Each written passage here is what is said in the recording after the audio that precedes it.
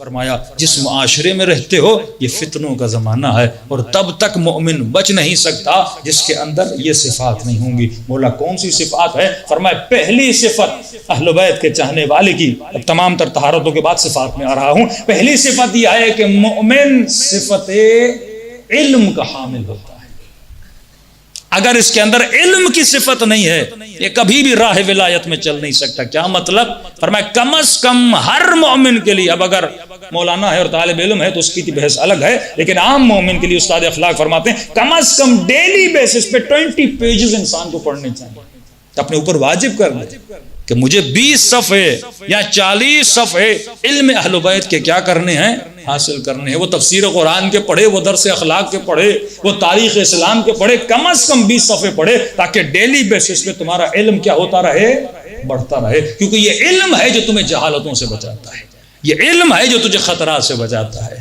مولا سے پوچھا مولا انسان کا سب سے بڑا دشمن کون ہے؟ مولا نے یہ نہیں کہا شیطان ہے، یہ بھی نہیں کہا کوئی یزید و شمر ہے، فرمایا تیرا سب سے بڑا دشمن تیری اپنی جہالت ہے۔ جب تک تو جہالت کو ختم نہیں کرے گا تب تک تو دشمن سے بچ نہیں سکتا۔ یہ جہالت ہے جو تمہاری ایون موت کا سبب بنتی ہے۔ اگر تمہارے وجود میں علم آ گیا تو ایک تو اپنے بچوں کو عادت دلائیے کم از کم ڈیلی بیسس پہ 20 صفحے یہ کیا حاصل کریں؟ علم حاصل کریں۔ دوسری صفت ایک مومن کی صفت حلم، مومن حلیم ہوتا ہے، مجلسوں والا حلیم نہیں ہے، وہ تو آپ ماشاءاللہ بہت کھاتے ہیں۔ صفت حلم اس کے اندر ہوتی ہے، مجلسوں سے حلیم صرف یہ صفت حلم تمہارے اندر ہونی چاہیے۔ علم کا مطلب کیا ہے؟ فرمایا یہ اپنے ایموشنز پہ کنٹرول کرتا ہے، جو اپنے جذبات پہ کنٹرول نہ کرے۔ ایک تو ہے اعضاء پہ کنٹرول کرنا، ایک ہے جذبات پہ کنٹرول کرنا۔ آپ نے ہاتھ کو گناہ سے بچا لیا، آنکھ کو گناہ سے بچا لیا، کانوں کو گناہ سے بچا لیا، لیکن یہ باپ گھر میں اتنا غصے والا ہے کہ ایک انٹیریئر سن میں بچہ کہتا ہے مولانا والد گھر میں آتے سے لگتا ہے شمر آ گیا، کوئی علی والا ہے لیکن اتنا غصے والا کہ بچہ بات ہی نہیں کر پاتا، بیوی بات ہی نہیں کر پاتی۔ یہ کیسا اخلاق ہے؟ صفت حلم اپنے ایموشنز پہ کنٹرول کرتا ہے، اپنے جذبات پہ کنٹرول کرتا ہے، اپنے غصے پہ کنٹرول کرتا ہے۔ ہاں یہ دیکھ کہ تیرے جذبات تیرے اوپر کا حاوی ہیں یا تو جذبات کے اوپر حاوی ہے۔ ہاں فوراً تیرا ہاتھ اٹھ جاتا ہے بچے پر یا بیوی پر۔ ہاں اس خاتون کو سوچنا چاہیے میں غصے میں آتی ہوں شوہر کے ساتھ کیا بولتی ہوں، ہاں کیونکہ تمہارے جذبات پہ اگر کنٹرول نہیں تو علی والا نہیں ہو سکتا۔ بھائی تمام تر طاقت کے ہوتے ہوئے دشمن کے سینے پر سوار ہیں اور اتنی بے حرمتی کے مولا کے چہرے پہ لعاب دہن پھینک لیا، اور علی 40 قدم چل کے بتاتے ہیں کہ علی وہ ہے جو اپنے جذبات پہ کنٹرول کرتا ہے۔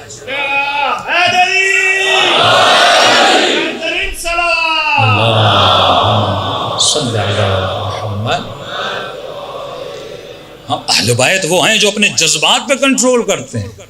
2 ٹکے کا کافر وہ مولا کو غصہ دلائے، یہ شان علی تو نہیں ہے کہ چھوٹا سا بندہ آپ کو غصہ دلائے، روڈ پہ چل رہے ہیں بندے نے گالی دے دی آپ غصے میں آ گئے۔ جھگڑے کیوں ہوتے ہیں؟ ہاں اموات کیوں ہوتی ہیں؟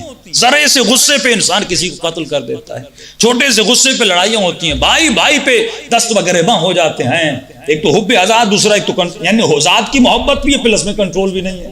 ہاں ایک زمین کے ٹکڑے پہ لڑ پڑتے ہیں، عجیب عجیب واقعات کے بھتیجے نے چچا کو مار دیا، پھوپھیوں کو مار دیا، بیٹے نے باپ کو مار دیا، حب ذات بھی ہے پلس میں کنٹرول بھی نہیں ہے، یعنی دونوں بری صفات ہیں۔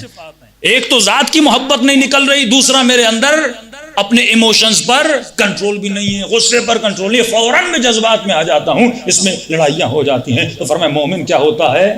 حلیم ہوتا ہے۔ میں نے کئی سال پہلے آپ کو بتایا تھا کہ ایک آیت اللہ تمام خمینی صاحب کے کلاس فیل ہوا، بیوی ان کے ساتھ بڑی احترامی کرتی تھی، بھائی غصے میں آتا تھا کہ بھائی میری بیوی ایسی ہو تو میں طلاق دے دوں، آپ کو غیرت نہیں آتی، آپ کو غصہ نہیں آتا، ہم گھر میں آتے ہیں آپ کی بے عزتی کرتی ہے۔ تو یہ کہتے تھے بھائی دیکھو رسول کا فرمان ہے جو صبر کرتا ہے یہ ایمان کا آدھا حصہ ہے، میں صبر کر رہا ہوں، اسے سمجھا رہا ہوں، اللہ اسے ہدایت دے گا۔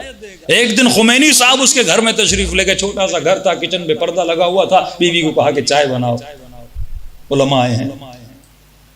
اب بیوی کو بھی ایموشنز پہ کنٹرول نہیں تھا، کہا تم نے نوکرانی رکھی ہوئی ہے، جب دیکھو چائے بناؤ، دوست آئے ہیں، اتنا ہے تو نوکرانی لا کے رکھ دو، میں چائے نہیں بناتی، آؤ خود بناؤ۔ اب تو اس کا بھائی غصے میں لال پیلا ہو گیا، اس نے تو مہمانوں کے سامنے بھی بھائی کی عزت نہیں کی، بیچارہ خود اٹھا چائے لے گئے، بالکل کوئی غصہ نہیں آیا اس کو، چائے اٹھائی اور آ کر امام خمینی کے سامنے رکھی۔ جب سارے چلے گئے تو بھائی نے کہا بھائی آج تو حد ہو گئی، اب تو اسے طلاق دے ہی دو۔ کہا پہلے یہ بتاؤ تجھے غصہ کیوں نہیں آتا؟ مجھے یہ بات سمجھ میں نہیں آتی، اتنی تیری بے عزتی ہو رہی ہے اور تجھے غصہ نہیں آ رہا۔ کہا بھائی مسئلہ یہ ہے کہ تیرا عقیدہ اور ہے، میرا اور ہے۔ تیرا عقیدہ یہ ہے اگر کوئی برا بلا کہے تو میری عزت چلی گئی، میرا عقیدہ یہ نہیں ہے۔ میرا عقیدہ یہ ہے کہ رسول فرماتے ہیں، مولا علی فرماتے ہیں، اگر کوئی تیرے ساتھ ایون اگر اپنا ہو ایسا کرے اور اگر تو اس پہ صبر کرے، یہ ایمان کا آدھا حصہ ہے۔ تو ہمارے استاد کہہ رہے تھے مومنوں میں ایک سادہ سا مومن تھا، اٹھ گیا ہے کہ مولانا میری بیوی تو بہت اچھی ہے، تو میرا آدھا ایمان کیا ہوگا؟ مجھے تو کچھ بھی نہیں کہتی۔ تو اس نے کہا کہ مولا کا فرمان ہے اگر بیوی اچھی ہو تو پھر شکر بھی کیا کرو، یہ بھی ایمان کا آدھا حصہ ہے۔ صلوات پڑھے محمد و آل محمد۔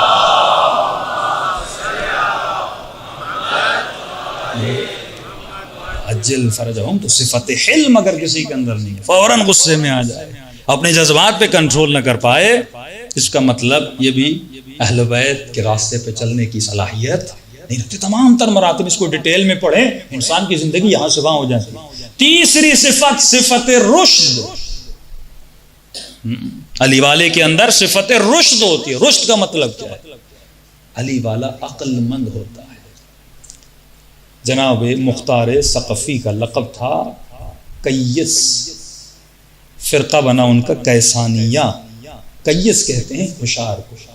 مومن تیز ہوتا ہے، کین ہوتا ہے، ہاں، ذرا ذرا سی بات میں ہر کسی کے دھوکے میں نہیں آتا، فوراً شیطان کے جال میں نہیں پھنستا، اسے پتہ ہوتا ہے، یہ ہوشیار ہوتا ہے۔ اور ہوشیار کیسے بنے گا؟ پھر اس کا لنک ہے علم کے ساتھ۔ جب تک علم نہیں آئے گا یہ ہوشیار کیسے بنے گا؟ جب تک یہ شیطان شناس نہیں بنے گا، دشمن شناس نہیں بنے گا۔ بعض مومنین آپ نے دیکھے ہوں گے کہ کچھ لوگ کہتے ہیں مولانا اس کو غصہ دلا کے دکھائیں، اب ان کو پتا ہوتا ہے اس کی کمزوری کیا ہے، اس کی نبض کیا ہے، اور وہ بھی فوراً کیا ہو جاتا ہے؟ غصے میں آ جاتا ہے۔